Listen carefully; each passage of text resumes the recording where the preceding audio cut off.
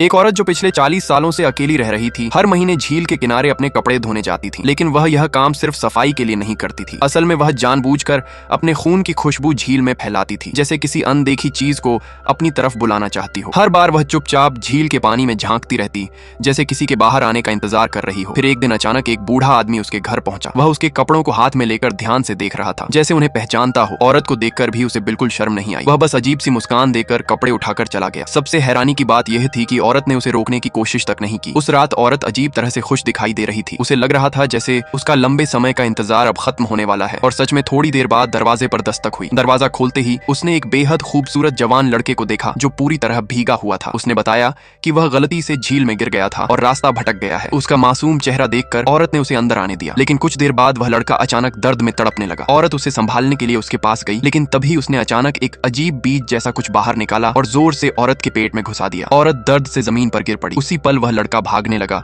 और देखते ही देखते एक 4 पैरों वाले डरावने राक्षस में बदल गया। कुछ ही सेकंड में वह वापस झील में गायब हो गया। उस दिन के बाद हर सुबह औरत के दरवाजे पर ताजी मछलियां मिलने लगीं। धीरे धीरे उसे समझ आ गया कि उसके अंदर उस रहस्यमयी जीव का बच्चा पल रहा है। लेकिन सबसे खतरनाक सच अभी बाकी था। असल में यह सब उसी औरत की चाल थी। उसने जानबूझकर झील के राजा को अपनी तरफ खींचने के लिए यह पूरा जाल बिछाया था। अब वह उस ताकत का इस्तेमाल करके खुद इस झील की रानी बनना चाहती थी। डिलीवरी का समय पास आते ही वह खून से सना चाकू लेकर झील के किनारे पहुंच गई। उसके चेहरे पर एक खौफनाक मुस्कान थी। उसे पूरा यकीन था कि आज सब कुछ बदलने वाला है और आगे जो होने वाला है वो किसी ने सोचा भी नहीं था।